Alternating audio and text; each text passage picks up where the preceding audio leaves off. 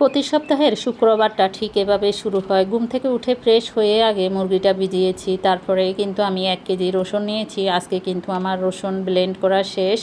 এখন আজকে অনেকগুলো রসুন ব্লেন্ড করতে হবে গাইস। এক চুলায় বসিয়ে দিয়েছি আমি চা, অন্য চুলায় তেল গরম দিয়ে দিয়েছি। আর এইদিকে কিন্তু আমি লুচির আটা করে রেখেছিলাম, আর এখন শুধু লুচিগুলা বেলে বেলে আমি ভেজে নেব গাইস। এই সম্পূর্ণ নাস্তাটা তৈরি করতে আমার 20 মিনিট মতো সময় লাগবে। আর এই ফাঁকে কিন্তু সবাইকে দিয়ে দিয়েছি, রসুনগুলো সিলে দিবে আমাকে, আমি নাস্তা তৈরি করতে করতে গাইস। তো শুক্রবারে যেহেতু লেট করে ঘুম থেকে উঠি, অনেক কাজ জমে যায়, তাই সবাই মিলে হাতে হাতে একটু কাজগুলো করতে হয়, না হলে আমি একা করে কিন্তু কুলায় উঠতে পারি না।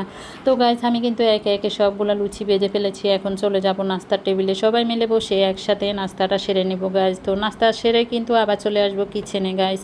তো অলরেডি নাস্তা খাওয়া শেষ আমাদের, আমি চলে এসেছি থাল বাসন ধোয়ার জন্য গাইস। আসলে কি বলবো, যতবার খাবো ততবারই এরকম এতগুলা করে থাল বাসন বের হবে। তো থাল বাসন ধুয়েই কিন্তু আমি কাটাকুটি করতে চলে যাব গাইস। তো আজকে হচ্ছে শুক্রবার, তাই একটু রান্নাবান্না বেশি করতে হয়। যাই হোক, তো শুক্রবারে আসলে কাজকাম অনেক বেশি থাকে গাইস। তো আমি কিন্তু থাল বাসন ধুয়ে এখন রসুনগুলো যা শিলা হয়েছে সেগুলোই আমাকে হচ্ছে আগে ব্লেন্ড করতে হবে, যেহেতু রান্নাটাও বসাতে হবে গাইস। তো রসুনগুলো ধুয়ে আমি মুরগিটা ধুয়ে কাটাকাটি শুরু করবো গাইস। তো পরবর্তী ভিডিও আসা পর্যন্ত সবাই ভালো থাকো, সুস্থ থাকো।